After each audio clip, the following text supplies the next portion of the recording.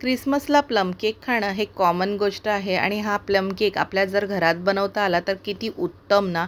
तर plum cake बनवताना प्रत्येकालाच असं वाटतं की ड्रमचा वापर केला जातो आणि प्लम केकला मार्केटसारखा कलर येत नाही वगैरे वगैरे वगैरे.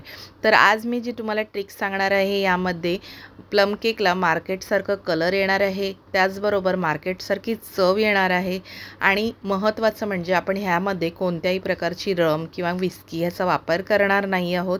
तर चला फ्रेंड्स, सुरुवात करूया आपल्या रेसिपीला. अगदी सॉफ्ट सुंदर असा केक तयार होतो. इथे बघू शकता किती मस्त सॉफ्ट स्पंजी झालेला आहे आणि तितकीच सुंदर जाळी देखील आलेली आहे. आणि हा प्लम केक आहे अगदी व्हेजिटेरियन. आपल्या घरातल्याच वस्तूंपासून मी हा तयार केलेला आहे. तर रेसिपी नक्की ट्राय करा आणि कशी वाटली रेसिपी मला कमेंट करून सांगायला विसरू नका. तर चला सुरुवात करूया. सर्वप्रथम 1 कपभर संत्र्याचं ज्यूस घेणार आहे. तर मार्केटमध्ये जे पॅकेट मिळतं ना तेच घ्या. घरी फ्रेश संत्र्याचं ज्यूस काढून घेऊ नका, त्याची टेस्ट येणार नाही तितकीशी. त्यामुळे मार्केटमध्ये जे संत्र्याचं ज्यूस मिळतं रिअल वगैरेचं ते घ्या.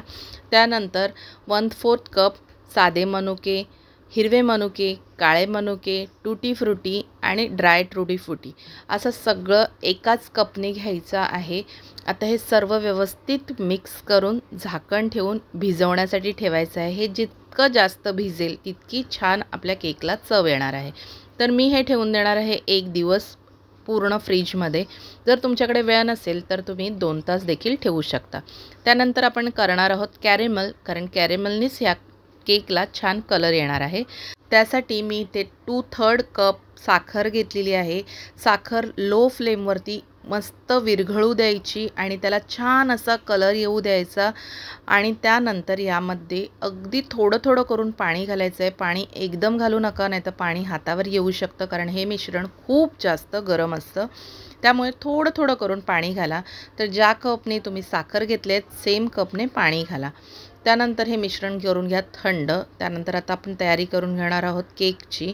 तर केकसाठी मी इथे 1/4 कप दूध आणि 1/4 कप तेल घेतलेलं आहे. आता इथे मी फोकनी किंवा विस्करनी तेल एकत्र होईपर्यंत, तेल आणि दुधाचं मिश्रण एकत्र होईपर्यंत फेटून घेणार आहोत. त्यानंतर लवंग, दालचिनी आणि वेलची ह्याची पावडर तयार करून घेणार आहोत. ती आपल्याला अर्धा चमचा वापरायची आहे. मार्केटमध्ये जो केक मिळतो ना त्यामध्ये ही पावडर नक्की घालतात, याने केकला खूप छान अशी टेस्ट येते. त्यानंतर आपण घेणार आहोत 1 कप मैदा, 1 चमचा बेकिंग पावडर आणि अर्धा चमचा बेकिंग सोडा. व्यवस्थित आता हे मिश्रण चाळून घेणार आहोत. मिश्रण नेहमी चाळून घ्या, त्यामुळे आपला केक मस्त असं फ्लफी होतं. मऊ केक होण्यासाठी खूप जास्त मदत होते. त्यानंतर व्यवस्थित मिश्रण एकत्र करून घेणार आहोत. आता यामध्ये जे आपण कॅरेमल तयार करून घेतलं होतं ना ते घालणार आहोत. व्यवस्थित पुन्हा एकदा मिश्रण एकत्र करून घेणार आहोत. आता बघू शकता मिश्रणची कन्सिस्टन्सी कशी आहे, ती खूप घट्ट आहे. तर यामध्ये अजून काही ॲड करायचं नाही, कारण आपण ह्यामध्ये जे ड्रायफ्रूट्स आहेत ना ते ॲड करणार आहोत आणि नंतर ड्रायफ्रूटचा जो ज्यूस असतो ना तो देखील तुम्ही ॲड करू शकता. तर सर्वप्रथम जे ड्रायफ्रूट्स आपण भिजवून घेतले होते 24 तासांसाठी ते आपण ह्यामध्ये ॲड करणार आहोत आणि त्यानंतर ज्यूस ॲड करायचा. ज्यूस सेम टाईम ॲड करायचा नाही, कारण मिश्रण एकत्र केल्यानंतर आपल्याला अंदाज येतो की आपलं मिश्रण किती थिक आहे किंवा पातळ झालं आहे ते.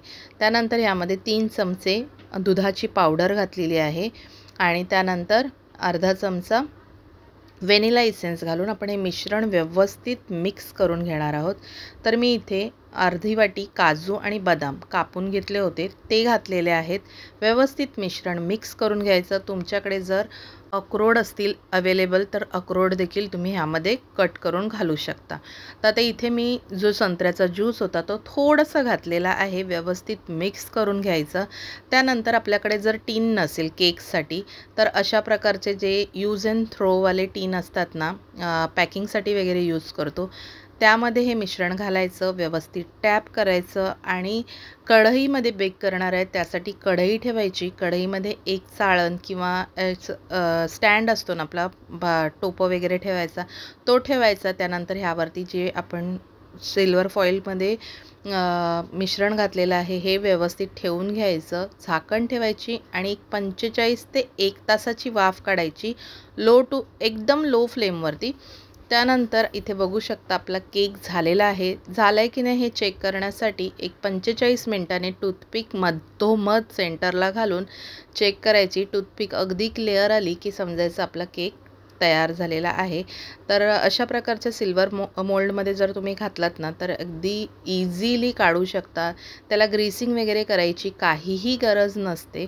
आणि इथे बघू शकता आपला केक किती मस्त झालेला आहे. आपण 24 तास आपले हे ड्रायफ्रूट्स भिजवल्यामुळे ह्यामध्ये किती छान असं ओलसरपणा देखील आलेला आहे बघू शकता. आणि खूप छान असा हा केक तयार होतो. आमच्याकडे केक झाल्याबरोबरच फस्त झाला होता. या क्रिसमसला तुम्ही हा केक ट्राय करा आणि मला कमेंट करून नक्की सांगा कसा झाला केक. तर चला फ्रेंड्स, बाय.